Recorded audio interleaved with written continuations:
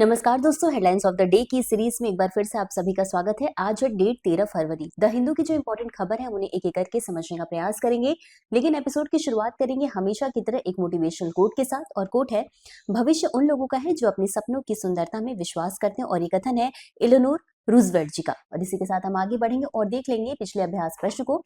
तो प्रश्न था, उत्तर प्रदेश सरकार के द्वारा 2026-27 के लिए प्रस्तुत कुल बजट कितना है? आपके ऑप्शन है ए 8.12 लाख करोड़ रुपए, बी 9.12 लाख करोड़ रुपए, या सी 10.5 लाख करोड़ रुपए, या डी 7.75 लाख करोड़ रुपए। और इस प्रश्न का सही उत्तर था विकल्प बी 9.12 लाख करोड़ रुपए। और इस प्रश्न के एक्सप्लेनेशन को आप हमारे पिछले एपिसोड में जाकर के देख सकते हैं। और इसी के साथ हम आगे बढ़ेंगे और देखेंगे आज की पहली न्यूज को। तो न्यूज है, retail inflation at 2.75% in new consumer price index with 2024 as a base year.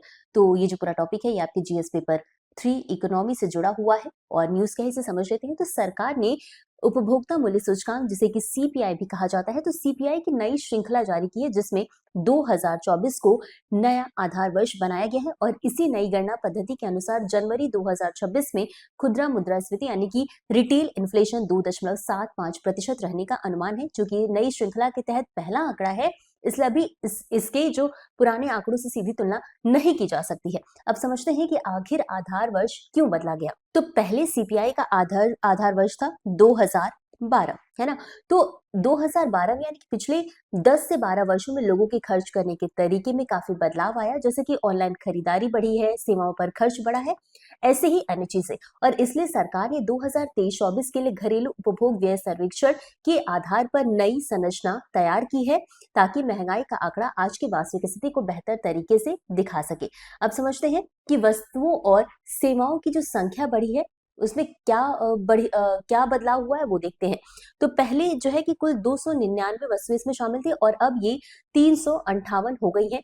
वस्तुओं की संख्या 259 से बढ़कर 308 हो गई है। सेवाओं की संख्या में भी 40 थी पहले और इसमें भी वृद्धि हुई है, 50 हो गई है। और अब डेटा ज्यादा बाजारों से लिया जा रहा है। वही ग्रामीण बाजार की बात करें तो ग्रामीण बाजार 1181 से बढ़कर 1465 हो गया है। शहरी बाजार 1114 से बढ़कर के 1395 हो गया है। और पहली बार 12 ऑनलाइन मार्केट प्लेस को भी शामिल किया गया है। इससे आंकड़े ज्यादा सटीक और व्यापक माने जा रहे हैं। और इसी के साथ आपको बता दें कि पहले सीपीआई में 6 बड़े समूह थे और अब 12 समूह कर दिए गए। इससे महंगाई का विश्लेषण अधिक विस्तार से किया जा सकेगा। और अब आगे बढ़ेंगे और इससे जुड़े कुछ और बिंदुओं को भी हम समझ लेंगे। तो अब जो भी इसके वेट में यानी कि जो भी भार में बदलाव हुआ है उसे भी हम समझ लेते हैं। तो सीपीआई में हर श्रेणी को एक वजन दिया गया है, एक वेटेज दिया गया है, भार दिया गया है, जो बताता है कि लोग उस पर कितना खर्च करते हैं। तो इसी क्रम में खाद्य और पेय पदार्थ की बात करेंगे तो इसमें पहले 45.86% है इसका भार और अब ये घटकर 36.75% हो गया है। इससे महंगाई का कुल आंकड़ा कम उतार चढ़ाव वाला हो सकता है, क्योंकि खाने की कीमतें अक्सर ज्यादा बदलती हैं। आवास, पानी और बिजली की बात करें तो पहले 10.7% था और अब बढ़कर 17.67% हो गया। अब इसमें ईंधन और उपयोगिताएं भी जोड़ दी गई हैं। और अन्य प्रमुख श्रेणियों की भी बात कर लेते हैं। तो स्वास्थ्य की बात करेंगे तो स्वास्थ्य का जो वेटेज है वो 6.1% है, परिवहन का 8.8% है, शिक्षा सेवाओं का 3.33% है। पान तंबाकू जो है वो पहले इस पर 2.38% था, है ना। और अब ये 2.99% इसका हो गया है। और वस्त्र और जूतों की भी बात करेंगे तो ये भी पहले 6.53% था और अब ये घटकर 2.38% हो गया है। अब ई श्रृंखला हाल के खर्च पैटर्न पर आधारित है और इसलिए महंगाई के आंकड़े अब वर्तमान आर्थिक स्थिति को अधिक सटीक रूप से दर्शाएंगे। और इससे सरकार और रिजर्व बैंक को मौद्रिक नीति जैसे कि ब्याज दर तय करना और राजकोषीय नीति तय करने में बेहतर मदद मिलेगी। और अभी केवल जनवरी 2026 की 2.7% मुद्रास्फीति दर उपलब्ध है। पुराने सालों से तुलना करने के लिए सरकार लिंकिंग फैक्टर जारी करेगी, जिससे कि 2013 तक के सूचकांक से कंपैरिजन जो है वो इजीली हो पाएगा। नई सीपीआई श्रृंखला महंगाई को मापने का अधिक आधुनिक और सटीक तरीका माना जा रहा है। 2024 को आधार वर्ष बनाकर जारी पहले आंकड़े के अनुसार जनवरी 2026 में खुदरा महंगाई हमने आपको बताया कि 2.75% रहने का अनुमान है। और भविष्य में यह डेटा नीति निर्माण में महत्वपूर्ण भूमिका निभाएगा। और इतना समझने के बाद अब हम आगे बढ़ेंगे और देखेंगे अगली न्यूज को। तो न्यूज है, DAC clears purchase of 114 Rafales for IAF and 6 P-81 aircraft for navy. और इसी के साथ जीएस पेपर 3 डिफेंस से संबंधित हो जाता है टॉपिक। तो अब न्यूज को समझते हैं। तो रक्षा मंत्री राजनाथ सिंह की अध्यक्षता में रक्षा अधिग्रहण परिषद, जिसे कि डीएसी भी कहा जाता है, इसने लगभग 3.6 लाख करोड़ रुपए के बड़े रक्षा खरीद प्रस्तावों को मंजूरी दे दी है और इसे आवश्यकता की स्वीकृति यानी एओएन कहा जाता है। यानी अब इन हथियारों और उपकरणों की खरीद की प्रक्रिया आगे बढ़ेगी और यह हाल के वर्षों में सबसे बड़े रक्षा आधुनिकीकरण फैसलों में से एक माना जा रहा है। भारतीय वायुसेना के लिए फ्रांस से 114 राफेल बहुभूमिका लड़ाकू विमान खरीदे जाएंगे और ये विमान हवा से हवा और हवा से जमीन दोनों तरह के हमले करने में सक्षम है। इससे भारत की वायु वर्चस्व क्षमता और लंबी दूरी तक सटीक हमला करने की ताकत काफी बढ़ेगी। सबसे महत्वपूर्ण बात यह है कि इन विमानों में से अधिकतर का निर्माण भारत में किया जाएगा और इससे मेक इन इंडिया और घरेलू रक्षा उद्योग को बड़ा बढ़ावा मिलेगा और साथ ही रोजगार और तकनीकी विकास भी बढ़ेगा।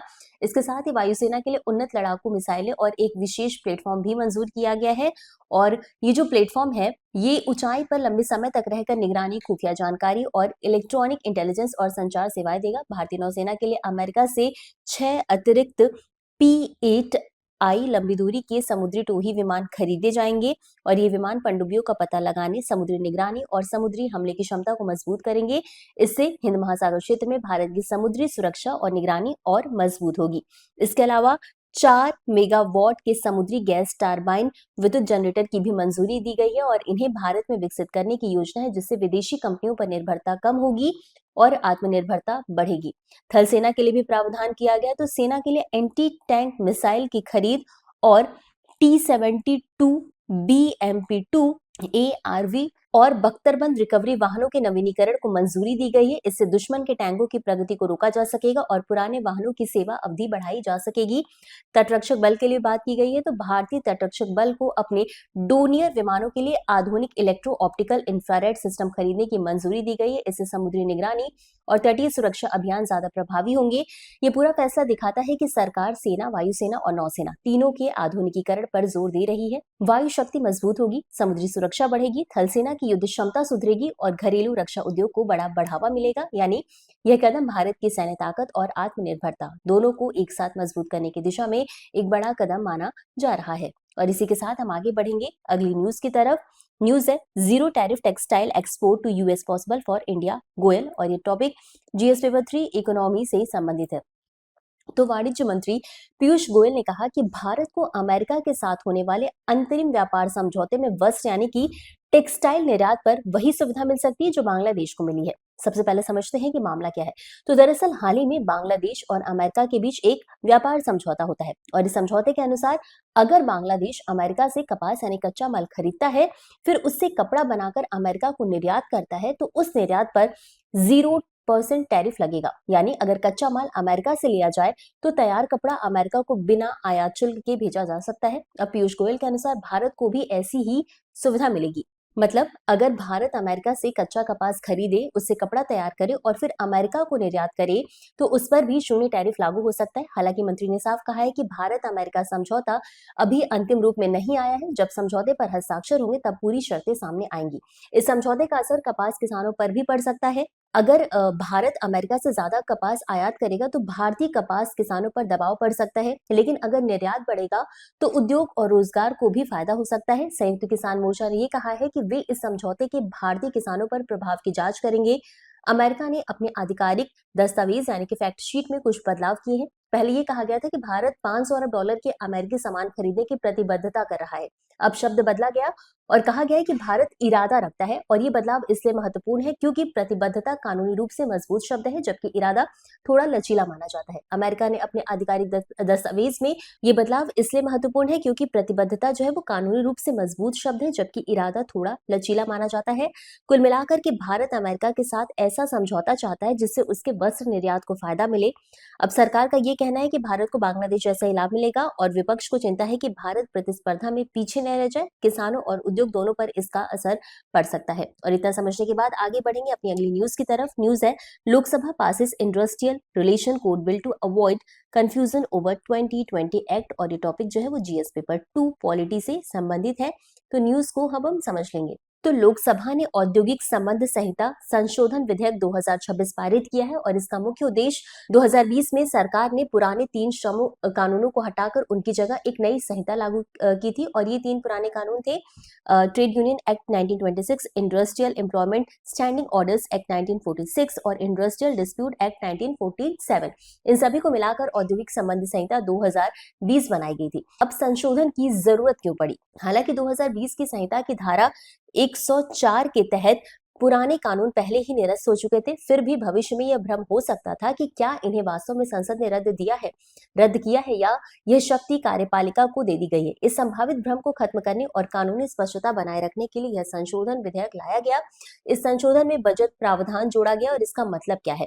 तो पहले के कानूनों के तहत जो भी कार्य, आदेश और कार्यवाही हुई है वे वैध मानी जाएंगी। नए कानून के लागू होने के बाद भी पहले के अधिकार और दायित्व अचानक समाप्त नहीं होंगे। इससे निरंतरता बनी रहती है और अदालतों में अनावश्यक विवाद कम होते हैं। इस संशोधन में बचत प्रावधान जोड़ा गया है और इसका मतलब अब 4 जो श्रम संहिताएं थी उनका उद्देश्य क्या था? तो सरकार ने ये जो 4 श्रम संहिताएं लागू की, इसका मकसद श्रम कानूनों को सरल और व्यवस्थित बनाना था।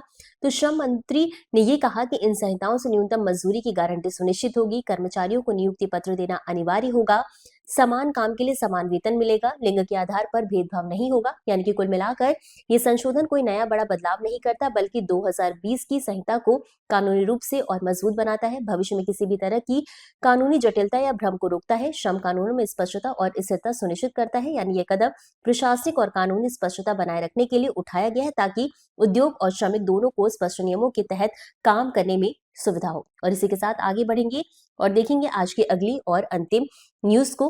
न्यूज है, SC refuses to give nod for Haryana government jungle safari project in Aravallis. और इसी के साथ जीएस पेपर 2 पॉलिटी और साथ ही साथ जीएस पेपर 3 एनवायरमेंट से संबंधित है ये टॉपिक। न्यूज क्या है इसे समझ लेते हैं। तो सुप्रीम कोर्ट ने हरियाणा सरकार की अरावली में जंगल सफारी परियोजना को अभी मंजूरी देने से इनकार कर दिया है। अदालत ने साफ कहा है कि जब तक विशेषज्ञ यह तय नहीं कर देते कि अरावली पर्वतमाला की सही और अंतिम परिभाषा क्या है, तब तक वह किसी को भी अरावली क्षेत्र को छूने की अनुमति नहीं देंगे। मतलब अभी जंगल सफारी परियोजना पर कोई आगे की कार्यवाही नहीं होगी। अब मामला समझते हैं कि परियोजना क्या थी। तो हरियाणा सरकार अरावली चिड़ियाघर सफारी परियोजना बनाना चाहती थी। पहले यह परियोजना 10,000 एकड़ में थी, बाद में इसे घटाकर लगभग 3300 एकड़ में कर दिया गया। सरकार का कहना था कि इस परियोजना में बड़ी बिल्लियों जैसे कि शेर, बाघ, इनके लिए क्षेत्र बनाया जाएगा। सैकड़ों पक्षियों, सरीसृपों और तितलियों को संरक्षण मिलेगा। इसे दुनिया की सबसे बड़ी सफारी के रूप में विकसित किया जाएगा और ये क्षेत्र गुरुग्राम और नूह जिलों में स्थित है, जो कि पर्यावरण की दृष्टि से बेहद संवेदनशील माना जाता है। अब सुप्रीम कोर्ट ने क्यों रखा? तो सुप्रीम कोर्ट ऑफ इंडिया की पीठ ने कहा कि हम विशेषज्ञ नहीं है, पहले यह तय होना चाहिए कि अरावली की सही सीमा और परिभाषा क्या है। जब तक यह तय नहीं होता तब तक किसी भी तरह का निर्माण या परियोजना अनुमति योग्य नहीं है। अदालत ने यह भी कहा है कि अरावली सिर्फ हरियाणा या राजस्थान की नहीं है, बल्कि कई राज्यों में फैली हुई, इसलिए इसका मामला गंभीर है। तो विवाद क्या था? तो विवाद समझ लेते हैं। तो कुछ भारतीय वन सेवा अधिकारियों और एनजीओ पीपल फॉर अरावली ने याचिका दायर की थी। उनका कहना था कि अरावली पहले से ही खनन, निर्माण और प्रदूषण से क्षतिग्रस्त है। इतनी बड़ी सफारी परियोजना पर्यावरण को और नुकसान पहुंचा सकती है। इसके अलावा अरावली की नई परिभाषा को लेकर भी विवाद है कि क्या 100 मीटर ऊंचाई और 500 मीटर दूरी जैसे मानदंड सही हैं? कहीं ऐसा तो नहीं है कि इन मानकों से अरावली का बड़ा हिस्सा संरक्षण से बाहर हो जाएगा? अदालत ने कहा कि इन महत्वपूर्ण अस्पष्टताओं को पहले दूर करना जरूरी होगा। तो अब समझते हैं कि आगे क्या होगा। तो विशेषज्ञ समिति अरावली की स्पष्ट परिभाषा तय करेगी, उसके बाद ही सफारी परियोजना पर विचार होगा। अदालत ने कहा है कि इस मुद्दे को मुख्य मामले के साथ ही सुना जाएगा। कुल मिलाकर हरियाणा सरकार सफारी बनाना चाहती है, पर्यावरणविद इसका विरोध कर रहे हैं। सुप्रीम कोर्ट ने फिलहाल रोक लगा दी है कि जब तक अरावली की सही कानूनी और वैज्ञानिक परिभाषा तय नहीं हो जाती तब तक कोई निर्माण कार्य नहीं होगा। यानी कि अदालत ने पर्यावरण संरक्षण को प्राथमिकता देते हुए अभी परियोजना को आगे बढ़ाने से रोक दिया है। तो ये थी हमारी आज की सभी इंपॉर्टेंट खबर। अब बारी है इससे संबंधित एक अभ्यास प्रश्न को देखने की। तो नई उपभोक्ता मूल्य सूचकांक यानी सीपीआई श्रृंखला में आधार वर्ष क्या निर्धारित किया गया है? ऑप्शंस हैं ए 2011, बी 2012, सी 2020 या डी 2024। और इस प्रश्न का उत्तर आपको हमेशा की तरह कमेंट बॉक्स में देना है। इस प्रोग्राम की पीडीएफ को आप हमारे next IAS Hindi YouTube channel से डाउनलोड कर सकते हैं। आज के लिए बस इतना ही, मिलते हैं अगले एपिसोड में इसी तरह कुछ अहम और जरूरी खबरों के साथ। तब तक के लिए धन्यवाद।